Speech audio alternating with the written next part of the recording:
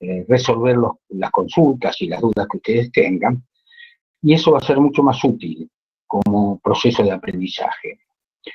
Para eso, yo les pido que ya tienen ustedes abierta la clase número 1, el trabajo práctico número 1, y un power de presentación de las dos primeras clases, donde pueden ir recorriendo los conceptos fundamentales que vamos a ir viendo en esas clases. Así que es material para que ustedes vayan estudiando y tratando de resolver el trabajo práctico 1, y cuando tienen problemas, bueno, nos mandan un correo privado o directamente en el foro de consulta, que es público, ponen la consulta y nosotros se las contestamos. En cuanto a la materia, bueno, ustedes ya deben estar familiarizados con la estadística, aunque no conozcan los conceptos y las técnicas que nos ofrece la estadística, realmente están digamos, familiarizados.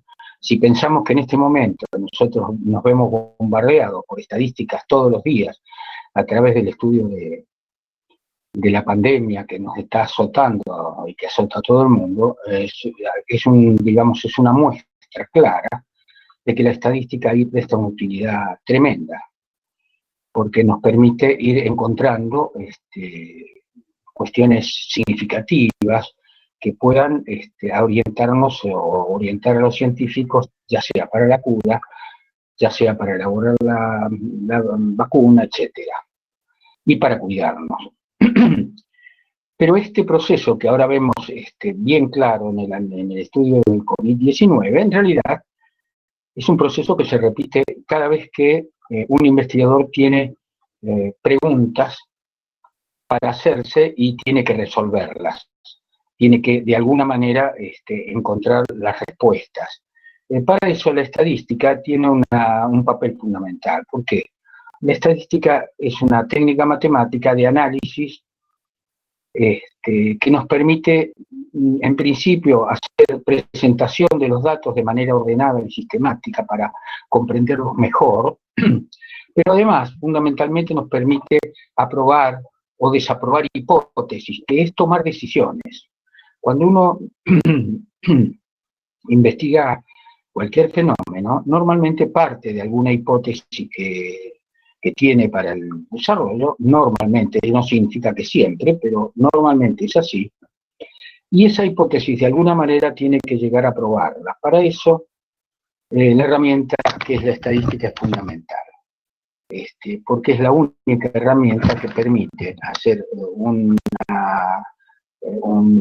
tomar una decisión siempre dentro de un marco de incertidumbre muy acotado, muy pequeño, pero existente siempre. Es decir, la certeza absoluta no se puede obtener con la estadística, sino que se obtiene con estudios de laboratorio, con estudios más deterministas. Pero evidentemente los estudios de laboratorio alcanzan hasta un cierto punto. En determinado momento hay que generalizar los datos y ver qué es lo que pasa cuando tenemos gran cantidad de datos, a ver si se repiten exactamente lo que presenta uno o dos estudios. Por eso la estadística es fundamental. Bueno, esto lo vamos a ir viendo a lo largo del curso, no tiene mucho sentido que nos explayemos en este momento.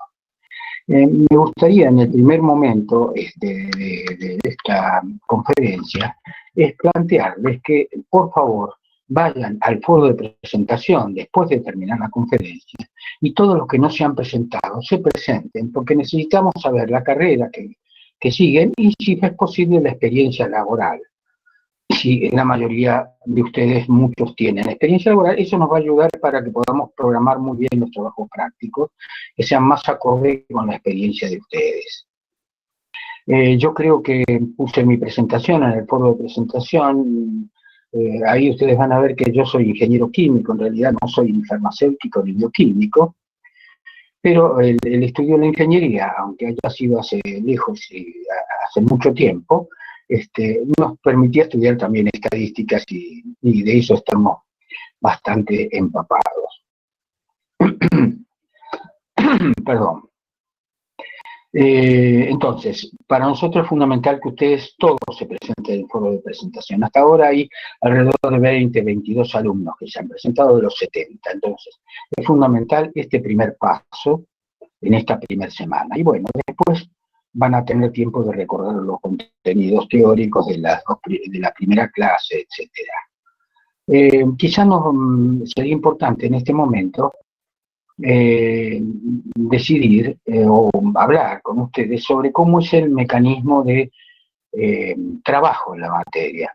La estadística, siendo una técnica matemática, como toda técnica matemática, necesita para su aprendizaje la práctica. Es decir, si no practicamos sobre los conceptos, sobre las pruebas estadísticas y demás, nos resulta muy difícil la comprensión y el entendimiento. Entonces, esta va a ser una materia donde por cada clase teórica van a tener una clase práctica de aplicación de los conceptos para una mejor comprensión. Esas clases prácticas ustedes las van a tener que subir al aula para que nosotros las revisemos, las corrijamos, y si hay alguna corrección para hacer, se las enviamos nuevamente para que la corrijan y lo vuelvan a subir.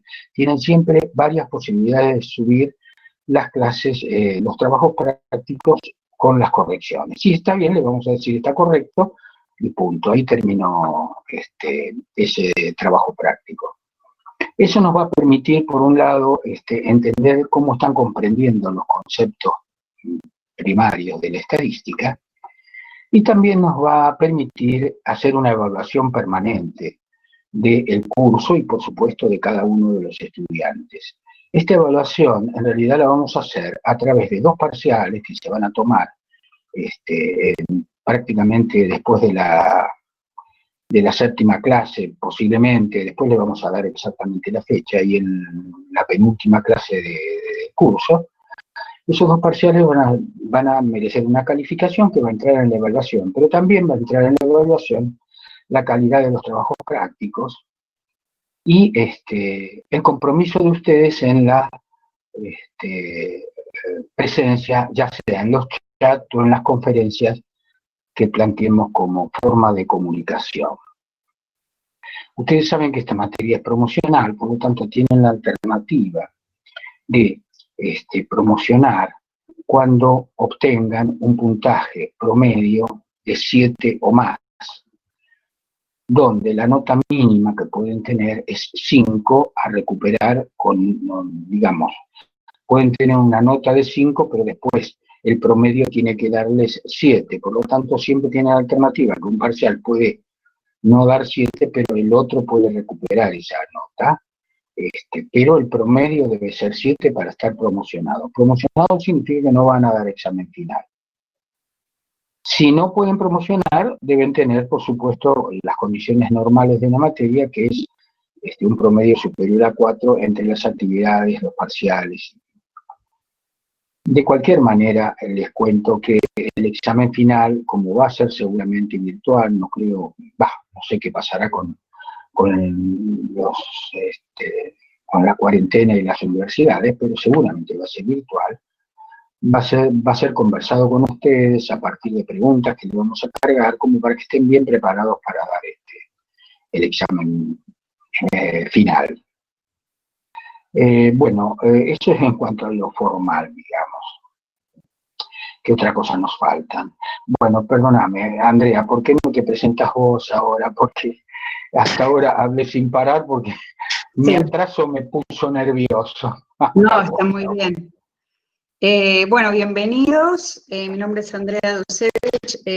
Vengo dando estadística con el grupo del profesor Andra desde hace unos años, principalmente en la carrera de psicología, también en otras carreras lo que se llama estadística social, que en definitiva la estadística es siempre la misma y lo que va cambiando son los datos, la información con la que se trabaja. Por lo tanto, la estadística es algo que atraviesa un poco todas las disciplinas o áreas de conocimiento. Ya vamos andando el segundo cuatrimestre de cursada en Aula Canvas. Estamos todavía todos los docentes encontrando un poco la justa medida para ver cómo transitar una cursada, que no reemplaza lo presencial. Ustedes, si cursaron el primer cuatrimestre, se dieron cuenta que la presencialidad es otra cosa, pero bueno, aún así hay que hacer posible la cursada de las materias, y para eso va a ser muy necesario también que ustedes pueda mostrar el compromiso y, como decía el profesor, fundamentalmente en lo que tiene que ver con el aprendizaje de estos contenidos, el poder hacer semana tras semana las actividades pautadas, porque la estadística se aprende practicando, básicamente, ¿no? O sea, haciendo los ejercicios, viendo qué cosas sí nos salieron, qué cosas no, y a partir de lo que no nos salió bien o lo que todavía nos falta comprender, por decirlo de alguna manera, preguntar, ¿sí? Por lo tanto, ahí es muy importante que ustedes se animen a preguntar, a hacer las consultas. Nosotros estamos para eso, para poder responderles, guiarles. Y por otro lado, me gustaría darle el encuadre a lo que sería este encuentro sincrónico por conferencia. De ninguna manera la conferencia es desgrabo la clase y estudio de la conferencia que dieron los profes, por lo que a lo que voy es que el contenido de la materia está en los recursos y materiales que hemos subido en el aula, ¿no? En las guías de trabajos prácticos, algún PowerPoint que sea orientativo, por lo que ustedes van a tener que dedicarle un tiempo a recorrer ese material donde está lo conceptual que es necesario manejar en la materia para poder resolver las actividades que se vayan proponiendo. No la quiero hacer muy extensa, Andrés, pero bueno, quería mostrarles un poco mi mirada para con una cursada con estas características. Y bueno, voy a acompañar un poco el curso, son muchos alumnos, son 70 y pico, así que vamos a estar...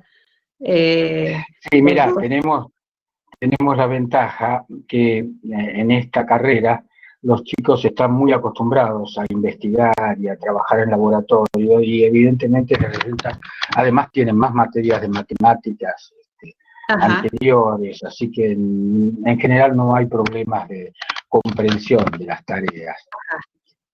Así que eso nos va a beneficiar a pesar de que tenemos tantos alumnos. Claro. De cualquier manera, lo que quería resaltar, lo que dije antes, y es que la estadística es una herramienta fundamental de la investigación, porque nos permite aprobar hipótesis que tengamos sobre cualquier fenómeno que quisiéramos investigar. Y trabaja en el marco de la incertidumbre, es decir, ¿qué quiere decir esto? A pesar de que ustedes están muy acostumbrados a trabajar dentro de ciencias muy deterministas como química, física, en realidad, cuando quieren estudiar un fenómeno, como por ejemplo la acción de un medicamento para determinada sintomatología, se van a encontrar con que las acciones esas no se repiten taxativamente en todos los pacientes, sino que hay diferentes resultados en el uso de un mismo medicamento entre distintos pacientes. Eso significa que ahí hay dos problemas que tenemos que resolver. Por un lado, es que el hecho de que exista algo que tiene que ver con el hombre, con la acción del hombre, eso implica siempre una incertidumbre, porque es muy complejo entender cómo actúa una persona o cómo los resultados que tiene un determinado tratamiento o una determinada estrategia dentro de personas de diferente tipo. Entonces, evidentemente, ahí lo que va a ocurrir es que los resultados van a variar de un caso a otro, y por eso la estadística es fundamental para que, tomando muchos casos, encontrar regularidades y encontrar la posibilidad de encontrar un resultado significativo, aceptable para toda la población. Entonces, eso es lo que hace que la estadística sea una materia que está en los currículum de todas las carreras universitarias. Creo que salvo abogacía, que trabaja con otros sistemas de aprobación de investigaciones, en general en todas las carreras universitarias, en el currículum de las carreras está estadística, porque es una herramienta necesaria para investigar, y las ciencias o los campos disciplinares se alimentan de investigaciones, se alimentan y van creciendo en conocimiento a partir de investigaciones. Entonces, es fundamental que tengamos una herramienta que nos permita procesar resultados para obtener procesar datos para obtener buenos resultados. Por eso la estadística está en todas las carreras. Bueno, yo diría que ahora podríamos empezar ya básicamente con algunos conceptos de la estadística. Ustedes van a encontrar, ya sea en el power que les mandamos, que les publicamos y en el aula, distintas definiciones de la estadística. A nosotros nos gusta iniciar el curso con una definición que no proviene de las ciencias duras, sino que proviene justamente de un investigador en ciencias sociales, y que dice que la estadística es el arte de tomar decisiones inteligentes frente a la incertidumbre. Eso que no parece una definición lógica para quienes estamos en el área de las ciencias duras, no es muy descriptiva, lo que enfatiza fundamentalmente es que las ciencias, tal como fueron planteadas desde el siglo XVII en adelante, fundamentalmente descansan en el poder del razonamiento para poder significar las observaciones que se hacen en el campo de las ciencias naturales y también en el campo de las ciencias sociales. Es decir, evidentemente el razonamiento es una herramienta fundamental que tiene el ser humano para poder encontrar significaciones, para darle significación e interpretación a lo que está observando. Sin embargo, dado esa complejidad de la que hablé antes, donde aparentemente una interpretación vale para un sujeto y no para otro, es que Sussel dice que es una herramienta donde hay que priorizar la inteligencia. La inteligencia para Sussel es la posibilidad de pensar que el conocimiento que uno va obteniendo es un conocimiento que está dentro de un margen de certidumbre determinado, es decir, es un conocimiento que podemos tomar como cierto, pero siempre dentro de un margen de error. Y la estadística lo que plantea es eso justamente, la posibilidad de aprobar una hipótesis o algo, una idea que tengamos, que podamos aprobarla, digamos, experimentalmente, pero eligiendo un error que siempre va a estar presente. Ese error que podemos, por suerte, elegirlo y dimensionarlo, es el que permite decir que, bueno, los resultados son válidos hasta un cierto nivel de error, que en estadística se llama nivel de significación.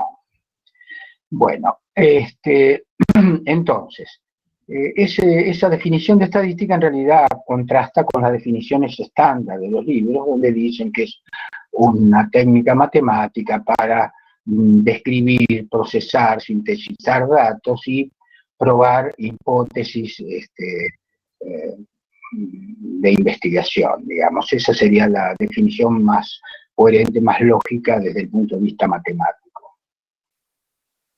De cualquier manera, ¿por qué enfatizamos esto? Porque cuando nosotros tenemos la posibilidad de apelar a teorías demostradas a través de fórmulas, a través de leyes, no necesitamos de la estadística. Cuando los fenómenos obedecen a ciertas leyes, no se necesitamos la estadística. A nadie se le ocurriría trabajar tratando de determinar la velocidad de un cuerpo cuando se le aplica determinada fuerza mediante la estadística, porque ya existen leyes que nos orientan en eso. Pero en otros problemas donde no existen esas leyes o los resultados son muy diferentes o muy, digamos, variables, evidentemente tenemos que usar de la estadística para tener un resultado básico. ¿Se imaginan que si, bueno, tomemos un ejemplo que quizás los puede orientar un poco?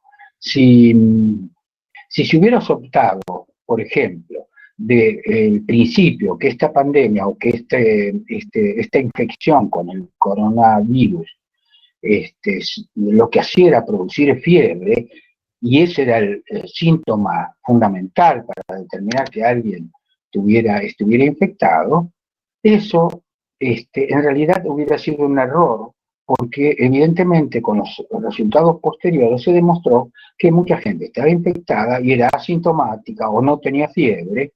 Por lo tanto, no podemos confiar en la certeza en ese sentido. Solamente cuando existen fórmulas o leyes que nos determinan, que son normalmente las leyes de la física clásica, ¿no? Las leyes de Newton, las que ya conocemos.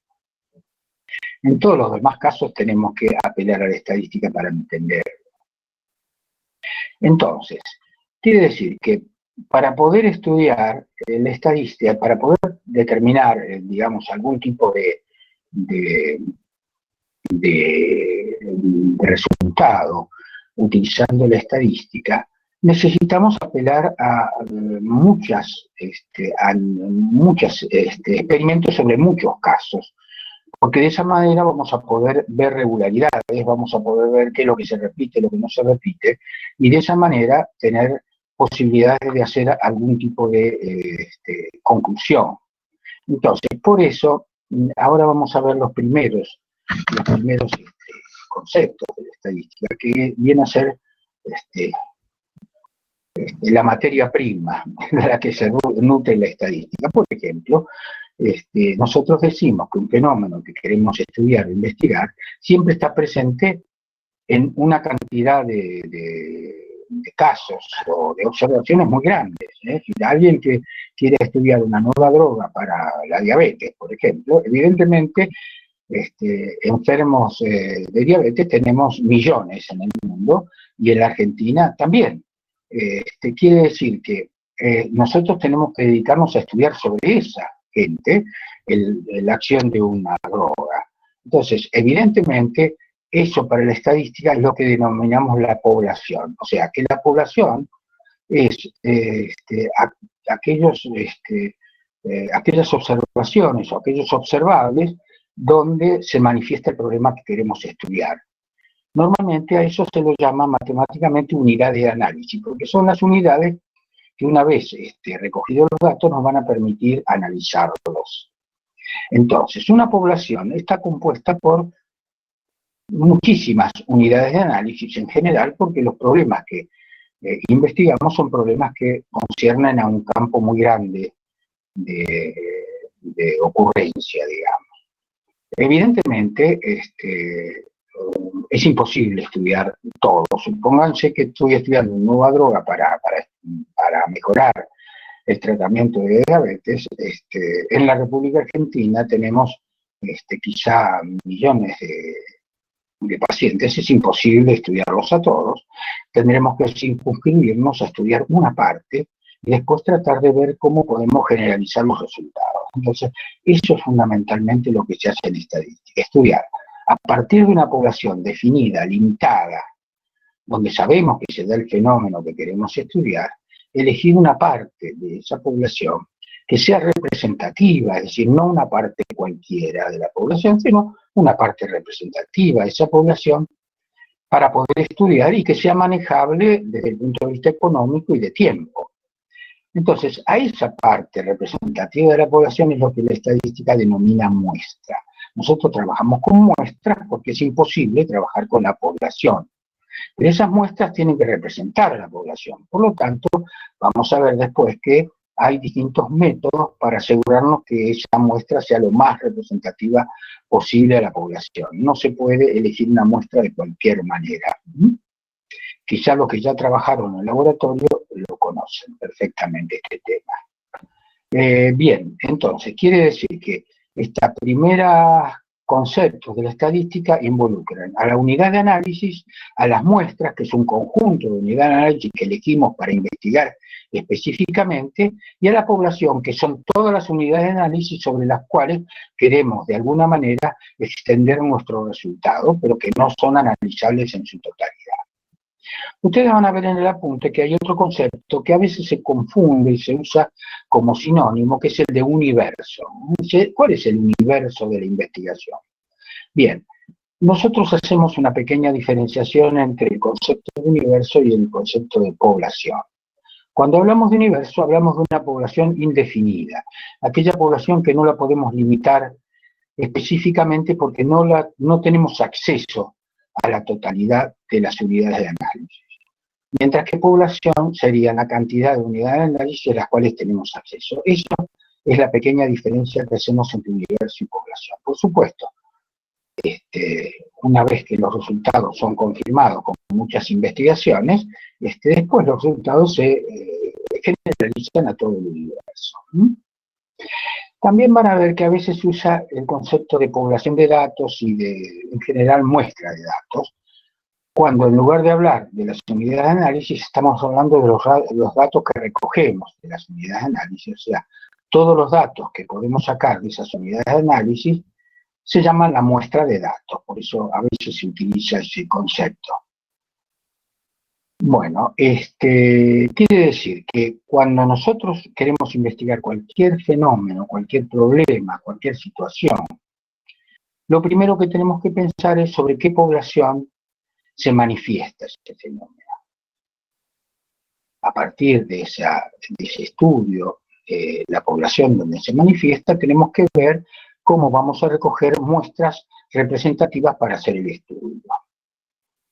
¿Y qué haremos con esas muestras? Bueno, fundamentalmente tenemos que hacer un estudio previo, evidentemente en función de antecedentes, en función de investigaciones anteriores, en función de nuestra experiencia, de cuáles son los factores que de alguna manera son importantes, o creemos nosotros que son importantes, en ese proceso que queremos investigar. Es decir, nosotros tenemos que poner la mirada dentro de la unidad de análisis sobre determinados factores que son los que de alguna manera son los que queremos determinar para poder después analizarlos. Esos factores, por supuesto, son los que la estadística denomina variables. Las variables son esos factores que varían de unidad de análisis en unidad de análisis y que son indeterminados, son impredecibles, porque pueden ser diferentes sus manifestaciones en cada una de las unidades de análisis. Por eso se lo denomina variables. Pero fundamentalmente por el hecho de que son impredecibles y no podemos determinarlos a través de una ley o de un principio ya determinado certero, son variables de tipo impredecible. A ese tipo de variables se las denomina aleatorias. Esta palabrita la van a ver a lo largo de todo el curso. Es decir, variables aleatorias son aquellas que son impredecibles en principio y que no tenemos otra alternativa que trabajarlas estadísticamente. Entonces quiere decir que la estadística se va a ocupar de ese tipo de factores impredecibles que lo vamos a llamar las variables aleatorias que están presuntamente influyendo en el problema que estamos analizando. Quiere decir que una vez determinada la población, una vez definido cómo vamos a recoger las muestras, tenemos que definir cuáles son las variables sobre las cuales vamos a poner nuestro foco, la mirada, la forma de evaluarlas. Por supuesto, para eso tenemos que recurrir, para poder evaluar ese tipo de variables, tenemos que recurrir a distintos instrumentos que nos permiten hacer una evaluación. Por ejemplo, si yo digo, vamos a hacer un caso muy simple, si yo digo que la altura de los individuos es importante para el resultado final, o para evaluar, digamos, para comprender el problema que estamos analizando, esa altura la vamos a medir ¿con qué? Con un metro. Entonces el metro es un instrumento. Bueno, para cualquier tipo de variables que queramos investigar, tiene que haber un instrumento que nos permita evaluarlas. Por eso que tanto en química como en bioquímica existen todas las pruebas o instrumentos de evaluación tan popularizados, digamos, porque nos dan una medida de esa variable que queremos de alguna manera determinar, como por ejemplo conocer, qué sé yo, el índice de colesterol, el índice de triglicéridos, la concentración de una determinada sustancia, etcétera. Tenemos instrumentos para poder evaluarlas. Bien. Lo primero que van a ver en la clase 1, o lo que después van a ver en la clase 1, es la clasificación de las variables en dos tipos. Porque las variables pueden ser normalmente cuantitativas, o sea, pueden ser cuantificables, matemáticamente, es decir, asignarles una magnitud matemática. Perdón, Andrés, sí. ¿querés que intente compartir el archivo? Sí, ¿O no? por favor. Dale, sí. ¿El de la clase 1? ¿Cuál querés? Puede ser el de la clase 1, directamente la clase 1 o el Power, como vos quieras. A ver, espera, vamos a ver a qué me lleva. Fíjate, conferencia. ¿Cómo? Módulo, conferencia módulo. Sí, pero espérate. Start a poll, upload a presentation, share an external.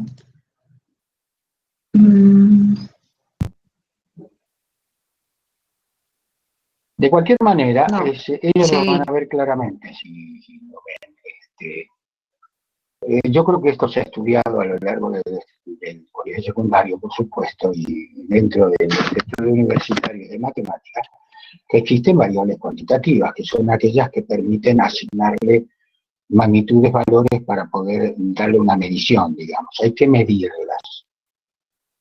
Pero bueno, hay otras variables que también tienen importancia, fundamentalmente en los estudios donde interviene lo social, que son variables que no se pueden, digamos,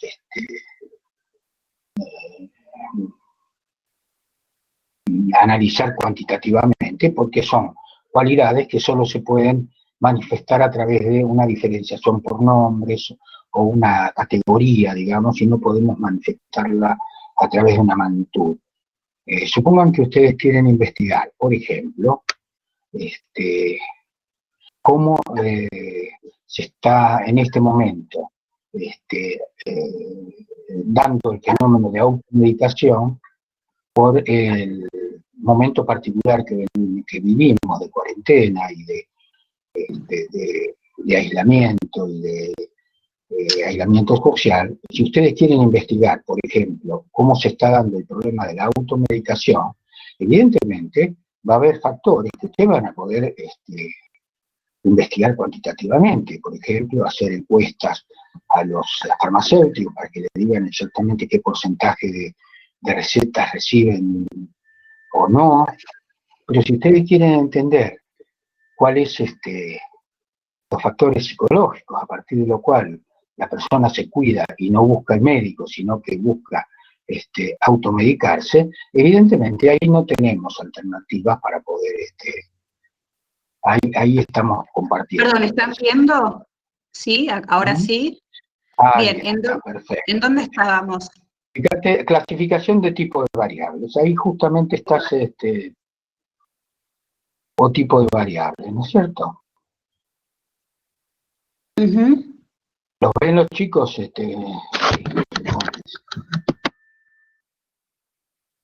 Perdón, ¿los ven? Sí, se ve. Bien. Bien, perfecto.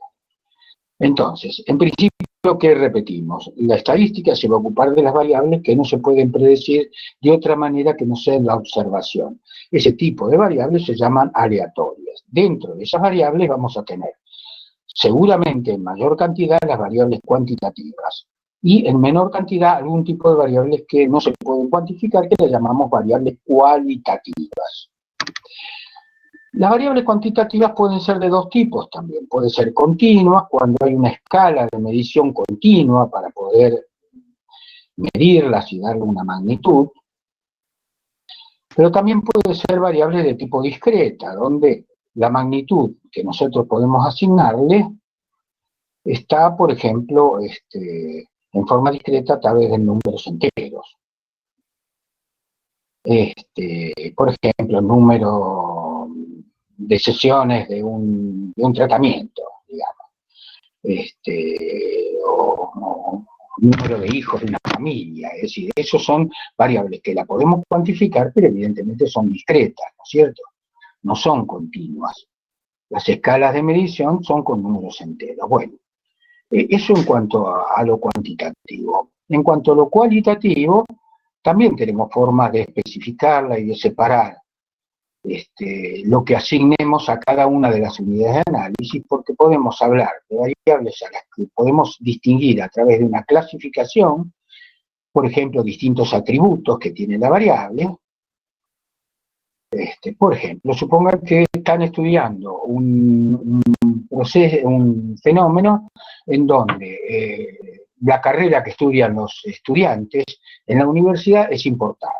Y si esa variable que queremos evaluar, que es la carrera que estudian los estudiantes de nuestra muestra, no tenemos forma de cuantificarla porque las carreras no tienen un valor numérico que las distinga, un valor de medida, pero sí podemos clasificarla y decir, bueno, hay tantos que estudian bioquímica, tantos que estudian farmacia, tantos que estudian abogacía, tantos.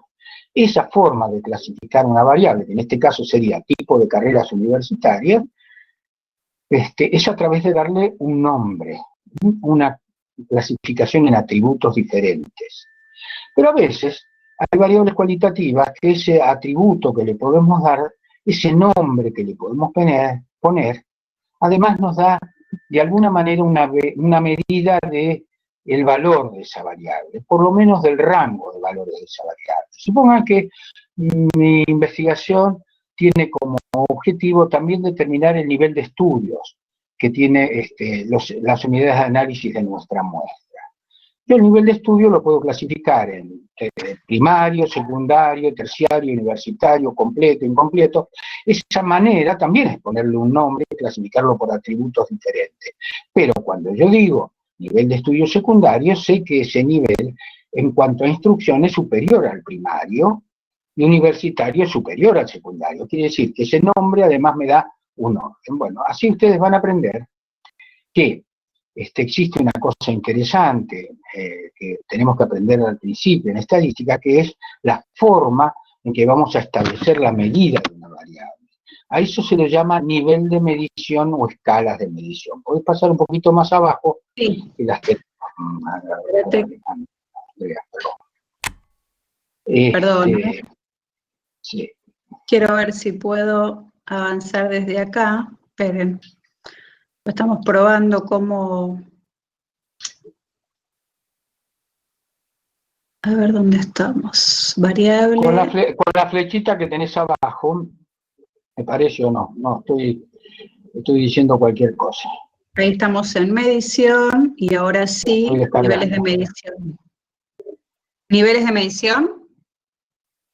Claro, los niveles de medición o escalas de medición que tienen que ver con, en el caso de las variables cuantitativas, fundamentalmente son, ahí está. Perdón, iniciemos con nivel de medición de las variables cualitativas, porque son las primeras que figuran en esta tarjeta. Andrés, bueno, perdona, sí, Andrés, sí. ¿preferís que muestre directamente el apunte que está como apunte de clase, que está más explicado o no? Bueno, dale. Entonces carga eso. me voy, busco aquel yo, pero si querés. Sí, está más especificado, exacto. A ver. En los niveles de medición en variables cualitativas dijimos, pueden ser darle nombres a esa variable o a ese atributo que tiene la unidad de análisis, darle un nombre y diferenciarlo de unidad de análisis en unidad de análisis o de observación en observación por el nombre. Por eso a esa escala o nivel de medición se la denomina nominal, porque es la única manera que tengo de distinguir esa variable, poniéndole un nombre. Por eso ese nivel de medición o escala se la denomina nominal. Pero cuando les di el ejemplo del nivel de educación, donde ese nombre además estaba marcando una diferencia en la magnitud de la variable, aunque no la pudiéramos definir exactamente con un valor numérico, a ese tipo de nivel de medición se lo llama ordinal, porque en realidad está presentando un orden jerárquico. Dentro del nivel de instrucción tiene mayor jerarquía el nivel universitario que el nivel secundario, que el nivel primario, ¿no es cierto? Entonces hay un orden jerárquico, por eso ese nivel de medición se lo llama ordinal. Cuando entramos a variables cuantitativas, la cuestión ya quiere decir que nosotros tenemos alguna manera de medir con una escala esa variable, ¿no es cierto? Es decir, medimos con una escala que nos va a decir el valor exacto para esa escala que tiene esa variable dentro de una observación o dentro de un nivel, de una unidad de análisis, ¿no es cierto? Entonces, ya les di el ejemplo que si quiero medir longitud, uso el metro. Bueno, tomo la altura de una persona y tengo la cantidad de centímetros o metros que mide y lo tengo bien definido. Y tomo a cada una de las unidades de análisis las alturas y voy a tener las alturas de cada uno. Quiere decir que ahí estamos usando una escala de medición particular para dar un valor exacto de la variable, es decir, un valor que me dice cuánto, seguir adelante, cuántos centímetros es más una persona que otra, entonces quiere decir que las puedo diferenciar claramente, ¿no es cierto? Bueno, ustedes fíjense ahí en el cuadrito que abre en este momento abrió Andrea, que para variables cuantitativas hay dos escalas de medición. En las variables cualitativas teníamos las dos que llamábamos nominal y ordinal, pero en variables cuantitativas hay dos también. Y yo le estaba hablando de una escala, que es la escala cuantitativa, en este caso, de longitud. Pero ¿qué pasa? A veces nosotros tenemos variables que podemos cuantificarlas, pero no sabemos exactamente cómo hacer para medir el cero de esa variable, es decir, cuando no hay nada de esa variable, que sería el valor cero. Eso ocurre siempre que, digamos, la variable sea muy difícil de evaluar por observación, y por lo tanto el valor cero es imposible de medirlo. Pero también existe, es siempre normal ese tipo de escalas donde no hay un cero definido. En los test, en todos los test de análisis que ustedes hacen, siempre hay un valor cero que en realidad es un valor que define el investigador que elaboró el instrumento y lo llamó cero a partir de un determinado punto. Quiere decir que en este tipo de variables cuantitativas también tenemos que hacer una distinción. Las dos son escalas de medición continuas, donde podemos darle un valor a la variable, pero unas tienen un cero absoluto, como en el caso de la longitud o el caso del peso. Por lo tanto, yo puedo decir que cuando pongo cero no hay nada de esa variable, y otras que tienen un cero relativo, dado por el test o dado por la escala que estoy usando. En ese caso, el nivel de medición se llama de intervalos iguales. Fíjense que ahí existen dos escalas. Una que se llama de intervalos iguales, que es la primera que estamos señalando con un punto rojo, y la otra que se llama de cocientes o razones. Quizás entender claramente cómo se usa una escala de intervalos iguales, o sea, una escala de un cero relativo, la tienen que... ustedes tienen una variable que usan permanentemente en la investigación y que es la temperatura. Si cuando ustedes miden temperatura, la están midiendo con una escala que no tiene un cero absoluto. El cero de temperatura está definido convencionalmente de acuerdo a la escala de temperatura que se trate, si es una escala Fahrenheit, si es una escala de grados Celsius, son distintos los ceros. Quiere decir que ahí se fijó un cero para poder tomar un valor de la variable y comparar distintas observaciones con ese valor. Pero no tenemos un cero absoluto, tenemos un cero relativo, marcado por esa escala. ¿Por qué es importante esto? Fundamentalmente porque evidentemente una escala de cocientes me da mucho más información que una escala, me da más información que una escala de intervalos iguales, porque además me dice dónde está el cero, cosa que es importante. ¿Qué importancia tiene la escala de cocientes, que me da un cero absoluto? Que yo puedo pasar de una escala a la otra, por ejemplo, pasar de la escala inglesa a la escala métrica, directamente con un número que hace la conversión. ¿Por qué? Porque los cocientes de las medidas en las dos escalas siempre son el valor del número de referencia que hace la conversión de una escala en la otra. Por eso yo puedo decir que, qué sé yo, que una pulgada tiene, no me acuerdo, ya estatura del partido, tiene 2,50 y pico centímetros. Bueno, ese 2,54 centímetros por una pulgada se repite en 2 pulgadas, en 3 pulgadas, en lo que sea. Cuando yo hago el cociente entre la medida en pulgada y la medida en centímetros, me va a dar 2,54. Por eso se llama de cocientes, nada más que por esa cuestión. pero me permite hacer un cambio de variables de una a otra. La escala de temperaturas no puedo hacer ese cambio, no puedo pasar directamente de grados Fahrenheit a grados centígrados multiplicado por un valor. Tengo que buscar trabajar siempre con la misma escala en todos los casos. Bueno, este tema le estamos dando un poquito de importancia porque a veces trae alguna confusión. Y como el primer trabajo práctico, ustedes tienen que definir variables que nosotros estamos subiendo en el trabajo práctico, y en esas variables tienen que poner cuál es la escala de medición sobre la cual se puede medir. Es importante que comprendan claramente estos 4 niveles de medición o escalas de medición. La primera clase termina acá, no necesitamos seguir más adelante porque el trabajo práctico número 1 va a tener que ver con que ustedes puedan clasificar las variables según su tipo. ¿Qué quiere decir clasificar las variables según su tipo? Si son cuantitativas, si son cualitativas, si son discretas o continuas. Y van a tener que poner la escala de medición en la que están. Profe, buenas tardes. ¿Le puedo hacer una pregunta? Sí, dale. Yo estuve haciendo el trabajo práctico con el apunte que están compartiendo en la pantalla, y me quedó una duda con uno del punto 2, que sería el número del legajo universitario.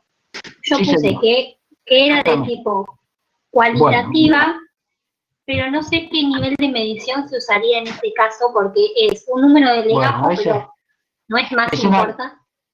Es una pregunta Sí. trampita esa. El número de legajo, en realidad, ¿para qué sirve? Sirve para identificar a alguien, para identificar a un estudiante y diferenciarlo de otro, aunque se llamen igual, el nombre y apellido, van a tener un número de legajo diferente, porque los tengo que identificar porque son diferentes estudiantes, ¿sí? Claro, Quiere decir que ahí hay una identificación, o sea que está reemplazando al nombre y al apellido, por lo tanto es una escala nominal, no tiene ninguna otra particularidad que reemplazar el nombre. Eso tiene que ver con el número de documento, con el número de socio de un club, con el número de camiseta de un equipo de fútbol. Es decir, son números que en realidad se usan para identificación y reemplazan a un nombre. Por lo tanto, ese tipo de escala es una escala nominal. ¿Se entiende? Claro, perfecto. No es ordinal, porque sería ordinal si estableciera un grado de jerarquía diferente en la identificación entre un número y otro. Y no hay un grado de jerarquía diferente. El número de legajo se coloca cuando alguien se inscribe y no tiene ninguna jerarquía distinta a tener un número mayor que otro. ¿Se entiende? Claro. Entonces, por eso, sí, perfecto. por eso. Me había prestado Bien. confusión esa parte. Y otra cosa, bien, muy bien, Carolina, ¿no?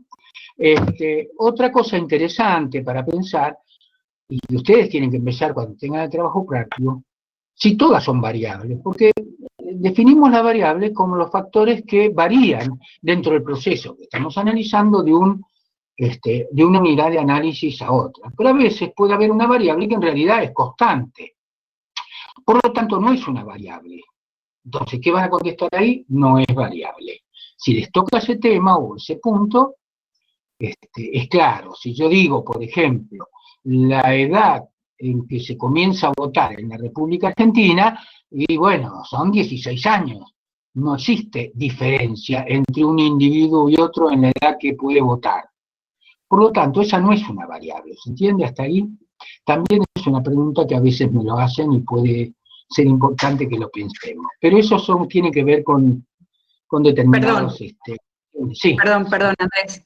Yendo al ejemplo, la edad es una variable si la situación fuera otra. Por ejemplo, edad de los alumnos de un curso de bioestadística. Y tal vez no todos tienen la misma edad. Entonces ahí encontramos la variable aleatoria a la que hizo referencia Andrés, y ahí sí se trata de una variable y no de una constante como en el ejemplo anterior, ¿sí? En el ejemplo anterior, la edad a partir de la cual se puede empezar a votar en Argentina es siempre la misma, es siempre 16 años. Entonces ahí sigue siendo edad, pero es una constante, no es una variable, ¿sí? Porque si no uno empieza como a decir, bueno, no, entonces la edad, o sea, la edad en el contexto en que se presenta esa información, ¿se entiende? Porque ahí hay claramente 2 ejemplos donde hablé de la edad, en una es constante y en otra es variable, ¿sí? Bueno, eso Perfecto, muy bien. Entonces, Pero una cosa también este caso, interesante ahora que me gustaría aplicar o explicar, es que la edad es una variable cuantitativa en escala de cociente, porque tiene un cero absoluto, porque la edad que está representando, bueno, se cuenta a partir de que nace el sujeto, ¿no es cierto?, o el individuo. Quiere decir que hay un cero absoluto, quiere decir que es una escala de cocientes. Ahora, muchas veces ustedes van a ver en las investigaciones la edad puesta en años, por ejemplo. Eso no significa que la edad sea discreta. La edad sigue siendo una variable cuantitativa continua. Uno las puede expresar con un valor discreto, pero no significa que la variable sea discreta. Eso es interesante también entenderlo, porque una variable discreta es aquella que no puede tomar valores intermedios entre dos valores, pero la edad sí puede tomarlos, depende de cómo la pregunto, porque si le pregunto la edad en años y meses y días, va a ser continua. Otra cosa interesante, que eso es... ¿Puedo hacer una aclaración igual? Me parece que aporta. Sí. Si la variable discreta es aquella que no admite valores intermedios entre los números enteros, conceptualmente, más allá de cómo decida estudiarla, por ejemplo, la variable edad es cuantitativa siempre, más allá que quiera encuestarla o estudiarla en números enteros. Por ejemplo, la variable cantidad de hijos, y ahí siempre va a ser discreta porque no admite valores intermedios. Alguien no puede tener un hijo y medio o medio hijo, ¿se entiende? Entonces, esto es importante pensarlo más a nivel conceptual y después veremos cómo lo estudiamos en la práctica, ¿sí? Cómo decidimos trabajar con esa información, pero a la hora de identificar variable discreta o variable continua, cuando estudio las variables cuantitativas, los tengo que pensar conceptualmente. ¿Admite o no admite esa variable valores intermedios? ¿Sí? Ahí tenemos claramente dos ejemplos que son muy gráficos, ¿no? Número de hijos, no admite. Edad, por supuesto que sí admite. ¿Sí? ¿Se entiende esto? Digo, son diferenciaciones que nos ordenan un poco para ir pensando otros ejemplos también, ¿sí? Porque si no uno dice, no, pero está estudiada de tal manera. Bueno, no importa cómo está estudiada, la variable en sí, ¿sí? Conceptualmente, es una variable discreta o continua dentro de las cuantitativas, ¿sí? Bueno, bien, perfecto, Andrea. Incluso yo completaría diciendo que a veces una variable cuantitativa se puede poner de una escala de medición cualitativa. Por ejemplo, en estudios sociales se utiliza a veces diferenciar a las personas en su edad por los nombres de infante, puber, adolescente, joven, adulto, adulto mayor. Estamos dando un nombre que está en una escala ordinal. Pues no estoy diciendo que la edad no sea cuantitativa, sino que uso una escala ordinal para poder expresar la edad. ¿Qué pasa? Eso es interesante pensarlo porque nosotros tenemos que usar la escala de medición que nos dé más información para el problema que estamos analizando. Es decir, evidentemente, si yo lo que quiero saber es cómo se comporta, por ejemplo, de diferencia entre un joven y un adulto en la elección de series de televisión, evidentemente no me interesa tanto la edad puesta en años, sino que voy a definir quiénes son jóvenes, quiénes son adultos, y los voy a agrupar de esa manera. Entonces, depende del problema que estamos estudiando, es la escala de medición. Nosotros tenemos que usar la escala de medición que nos dé más información para el problema, que sea más útil para el problema que estamos estudiando. ¿Se entiende? Tal cual. Tal cual. Profe, una última duda. Dale. Cuando hablamos de temperatura, era una escala de intervalos iguales, pero cuando hablamos de temperatura ambiente, que siempre es la misma, ¿eso sería una constante o lo tomaríamos como una constante o como una variable? No, porque cuando nosotros decimos la temperatura ambiente en este momento, es una constante, porque evidentemente no tenemos ahí una población. Para poder tomar la temperatura ambiente dentro de una investigación, una población, tenemos que decir, a ver, dentro de los 30 días del mes de julio, cuál fue la temperatura máxima y la mínima. En ese caso tenemos una variable. Claro, ¿Entiende? entonces en ese caso del punto del TP, no sería, sería como una constante, no sería una variable. En el punto ¿Por qué? 2 En el TP, ¿qué dice? No, la verdad que no me acuerdo lo que dice el TP. dice temperatura ambiente en grados centígrados. Y el tipo y el nivel de medición. Capaz la pregunta Claro, lo que pasa es que cuando te dice temperatura ambiente en grados centígrados, no te está diciendo temperatura ambiente el día 24 de enero a las 4 de la tarde.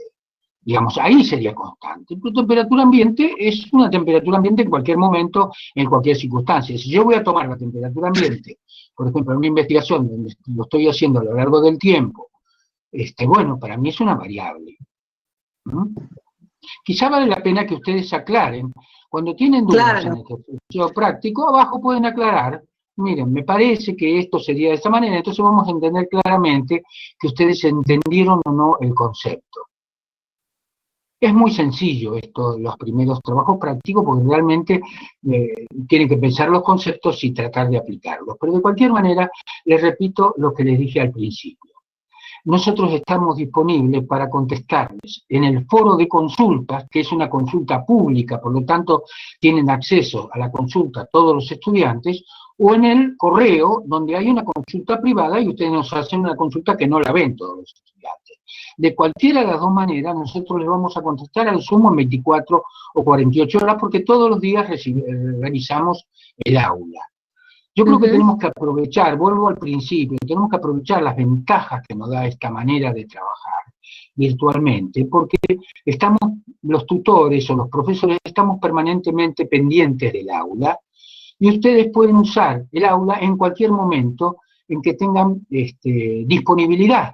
Incluso pueden mirar una clase teórica hasta la mitad y después retomarla a las 2 horas. Es decir, eso que no nos permite la clase presencial lo permite la clase virtual. Entonces, tratemos de aprovechar eso porque yo mi experiencia, por lo menos mi experiencia que doy ya hace mucho tiempo, cursos virtuales, pero claro, en carreras virtuales donde no se presenta la posibilidad de que alguien pretenda una clase presencial, pero evidentemente se pueden dar conferencias también. Sin embargo, nadie pide las conferencias porque las aulas, los contenidos están pensados como para que el alumno solamente pueda presentar alguna duda, alguna consulta, y lo hace a través de los mecanismos que da el aula, y se pueden contestar y no tenemos que esperar hasta el día de la clase para tener las respuestas. Entonces, Andrés, yo les propongo lo siguiente, perdóname, Andrés, Andrea, a ver qué te parece. Espera, porque están preguntando en el chat algunas cosas, y si Sí. querés, primero una cuestión de contenidos de lo que venías dando, y si querés la cuestión esto de las clases de lo que estás hablando. Primero, Josefina pregunta, en función del ejemplo de la edad, entonces si era quanti o quali, la variable, y por lo que dijimos, la variable siempre es cuantitativa. Siempre es cuantitativa. Podemos llegar a, por el tipo de problemas que estamos estudiando, a tratarla de manera cualitativa, como decía el profesor, jóvenes, adultos, ¿no? Pero la variable es cuantitativa, ¿sí? Admite ser medida como una variable numérica y hacer operaciones matemáticas con números como otras variables cuantitativas. Eso por un lado. Respondo porque se empezaron a responder ellos y está buenísimo que colaboren entre ustedes e intercambien, eso es fantástico. Y por otro lado, alguien pregunta, y ya es la segunda vez que preguntan, si las clases las podemos grabar, y por ahí, Andrés, te doy a vos un poco el criterio de qué hacer, porque yo también creo que si nosotros, o sea, el protagonismo de este tipo de cursadas lo va teniendo un poco el material que le subimos en el aula, y ustedes cómo gestionan esto de cuando no entienden algo, si hacen la consulta o si se quedan callados esperando, no sé, a entender más adelante, o sea, me parece como que también está bueno activar un poco eso. Lo que no sé, me parece que cuando abrimos la conferencia, yo no puse grabar, o no sé si vos lo pusiste grabar, si está grabando. En realidad tenemos que grabarla, porque la universidad pide que la grabemos. Bueno. Entonces podemos grabarla ahora, que es el final, digamos, pero... A partir de la próxima, claro, como vieron, estamos probando un poco la herramienta y ver qué nos permite compartir, o sea, fue como medio, al principio medio fallido, pero bueno, finalmente lo logramos, así que me imagino que iremos ordenando en la medida de lo posible las conferencias y la cursada, pero bueno, esta no puede ser grabada, por lo visto, porque no la empezamos a grabar desde el inicio. Pero bueno. Bueno, no importa. Lo que le pediría, lo que yo definiría ahora, si es posible, con los alumnos, a ver que ellos nos pregunten o no. Pero a mí me gustaría que iniciáramos la clase en el horario, pero en chat. O sea, contestando consultas, porque a veces hay consultas que son muy simples, se pueden contestar en chat. Y que programemos una conferencia que todos tengan acceso, porque nuestras conferencias no van a durar más de media hora, 3/4, 1 hora como máximo. Entonces podemos programar una conferencia para las 8 de la noche, por ejemplo. Pero primero, o vamos al chat y en el chat programamos la conferencia, pero no arranquemos directamente con conferencia, porque muchas veces en el chat solucionamos el problema, ¿no? ¿Será posible eso, Andrea? ¿Qué te parece a vos? A mí me parece interesante y me parece también que está bueno que construyamos, vayamos dando respuesta un poco al proceso que ustedes van haciendo, por eso es importante que lo vayan llevando al día y a partir de ahí nosotros ir acompañando ese proceso. Y si necesitamos subirles algún tutorial de algo que tenemos que reforzar, lo haremos. Y por supuesto, nosotros mismos dar respuesta a consultas muy puntuales que surjan, por supuesto que también. Bien, ¿sí? Una de las cuestiones que también quiero agregar es que a veces vamos a tener trabajos o clases donde se van a ver cuestiones que tienen que ver con, por ejemplo, se podrían explicar mucho mejor a través de un pizarrón. Como no tenemos esa alternativa, en algunas clases le vamos a cargar tutoriales que están muy bien desarrollados en YouTube, de 5 minutos, 4 minutos, que reemplazan esto del pizarrón que necesitamos, porque explican gráficamente a través de una pizarra los conceptos que estamos trabajando. Así que también van a tener esa posibilidad de ver algún tutorial, y si no les alcanza, bueno, veremos cómo nos podemos arreglar sin la posibilidad de usar un pizarrón. Bueno, si a ustedes les parece, no sé cómo están en este momento, si tienen alguna consulta, háganla verbalmente, si no, nos podemos ir desconectando porque ya llegamos al final de la clase y necesito que ustedes se presenten fundamentalmente a través del foro de presentación. El foro de presentación lo buscan en el foro de discusión. Cuando ustedes cliquean dentro del foro de discusión, le va a aparecer el foro de consulta y el foro de presentación. Entonces, en el foro de presentación ya hay alumnos que se han presentado, así que ustedes pueden seguir con las presentaciones de cada uno, y el foro de consulta es para cuando tengan una consulta que quieran realizar y que nos quieran mandar un mail privado, digamos. Andrés, acá hay una de las chicas que pregunta, los TPs, ¿cómo los entregamos? Me imagino que subiendo un archivo. En tareas hay que subir el archivo Word, es decir, el mismo archivo, la misma planilla, una vez llena, ustedes la tienen en su computadora y la cargan en tareas. La suben ahí en tareas, donde pueden subir un archivo. En tareas, si ustedes se fijan en este momento, está el trabajo práctico 1, seguramente. Bueno, ahí está para subirlo. Bien. Lo bajan del módulo, pero lo pueden subir en tareas. Perdón, Carla dice si podemos subir el Word, porque el que está es el PDF. En realidad, Carla, por lo que veo, está, aguardame un minuto que lo estoy chequeando, en la parte de módulos tenés lo que se llama... Las tareas, los trabajos prácticos. Tenés, por eso, un PowerPoint que fue un poco parte de lo que el profesor hoy presentó, está en ese PowerPoint. Después tenemos lo que se llama la clase virtual número 1 y trabajo práctico número 1, clase virtual número 1. Todo eso ya está visible para ustedes en el aula, está cargado, por lo tanto, no, sí, a ver, sí, sí, está todo. Está en PDF y lo tuve que convertir a Word para poder completarlo. Ampliarlo, decir, arriba. No está en PDF, está en Word, me parece, ¿no? ¿O no? No, que lo conviertan en Word, que lo conviertan en Word. Está en PDF, sí, está en PDF las clases. Pero cuando se baja, pero el trabajo práctico me parece que está en Word. Si no, lo reviso y lo pongo en Word. Sí, de me cualquier parece manera, que cambiarlo. Sí. De cualquier manera, vamos a ir adicionando una clase por semana, y un trabajo práctico por semana, para que ustedes los vayan viendo. Y es importante que lo tengan al día. Ese es el gran consejo y el secreto de esta materia.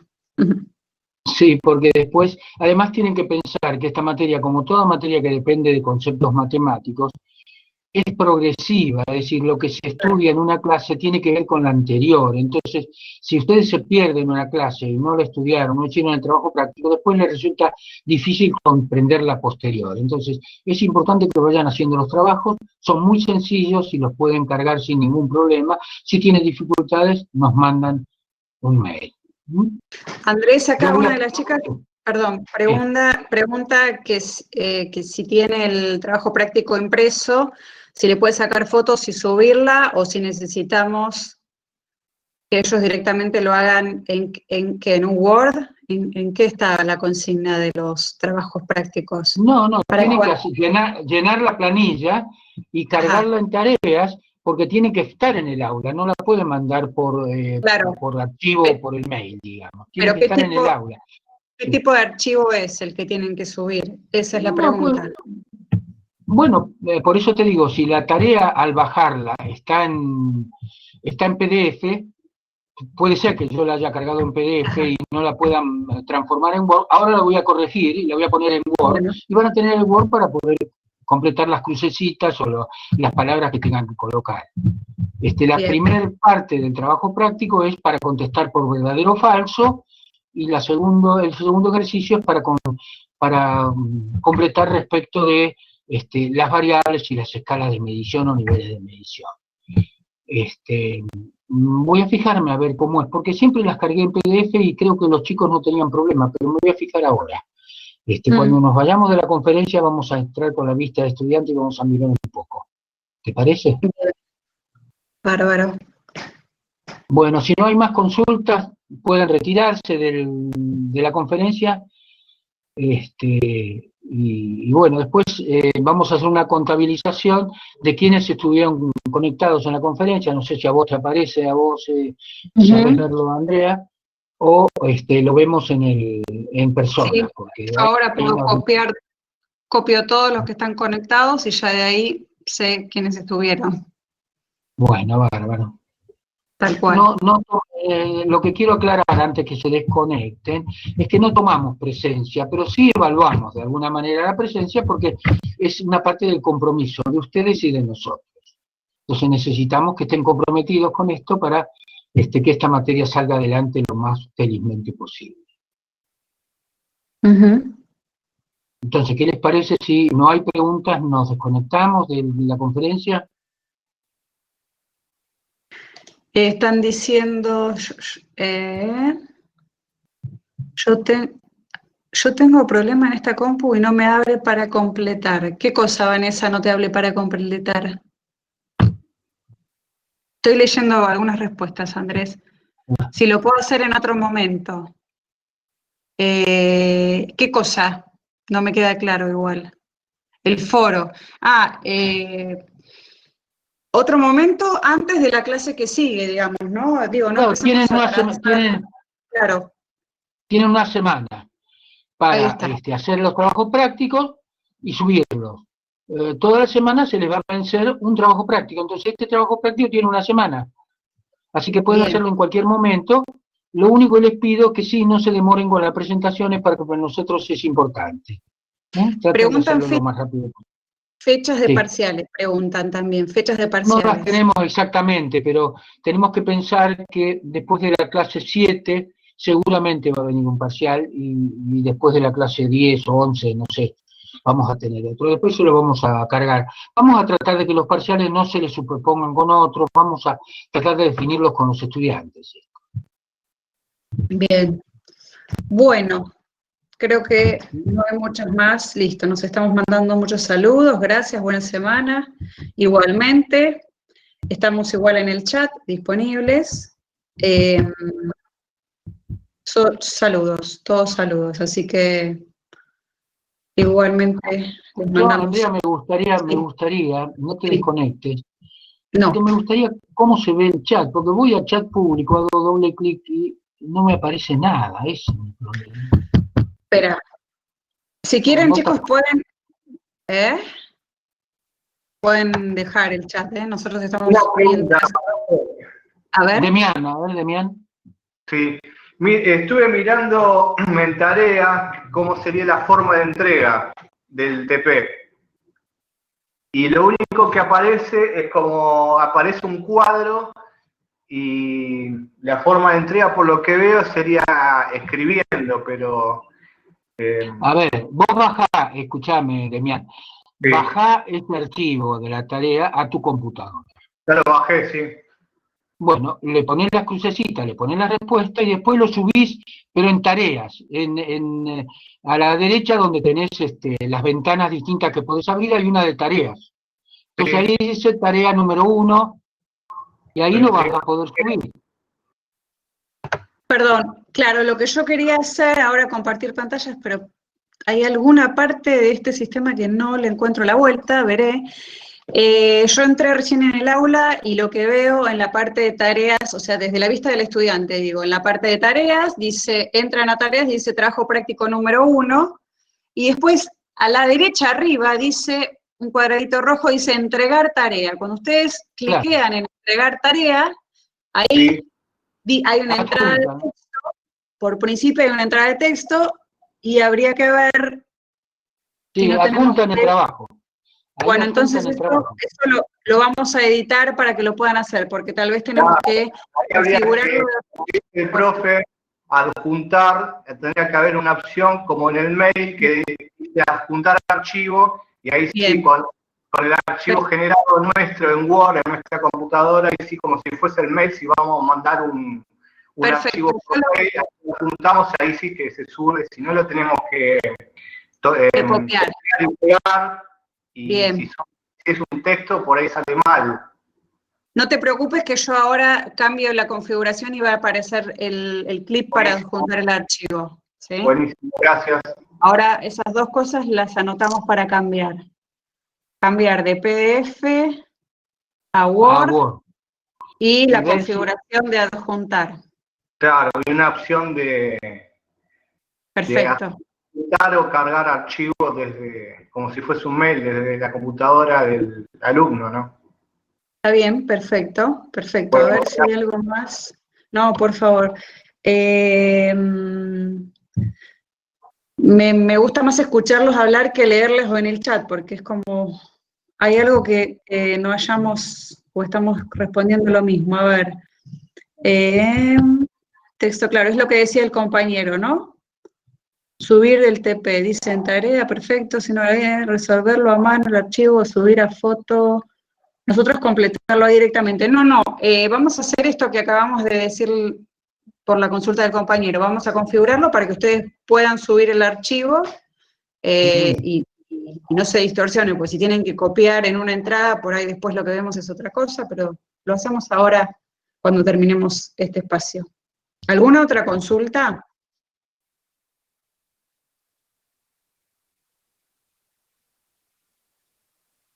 ¿No? No. No. Listo, Andrés. Estamos. Buenas noches, entonces. Bueno. Bueno. Andrés, me dijiste que dándole doble clic en chat, yo le doy en doble chat clic público y un simple clic tampoco. No. Dice 165, viste, dice chat público 165. ¿Quiere decir que hay 165 mensajes? Claro, que yo estuve leyendo, digamos, en el transcurso de este tiempo hubo esa cantidad de mensajes. Ahora, a mí lo que me interesaría es que vos los puedas ver. Se te tendría que desplegar. ¿Abajo de todo no se te despliega en ninguna parte de la pantalla? No.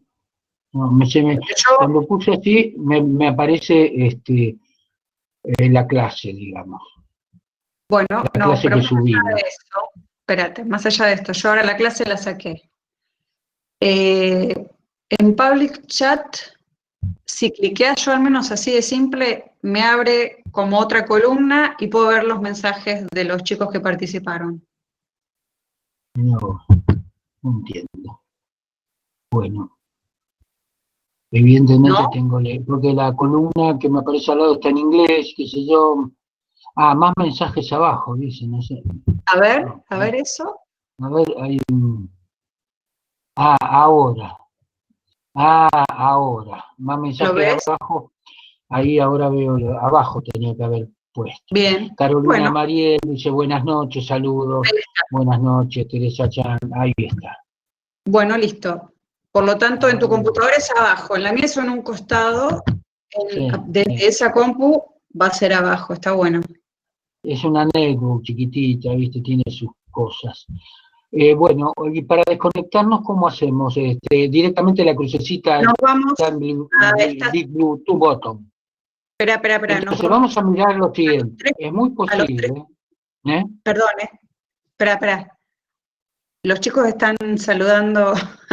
Pueden dejar el aula, chicos. Igual no Ya, podemos hablar por teléfono nosotros. sí, por eso. Pero lo que te quiero decir, para dejar, te vas a los 3 puntitos de la derecha en el margen superior, Sí. cliqueas ahí, te dice Options, y pones Logout.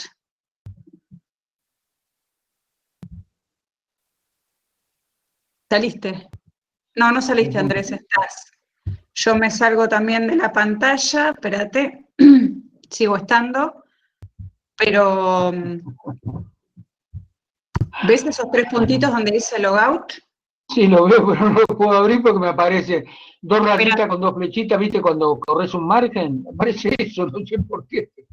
2 rayitas, espérate. En 3 puntitos donde está nuestra foto, digamos, donde estamos nosotros, digamos, en la conferencia.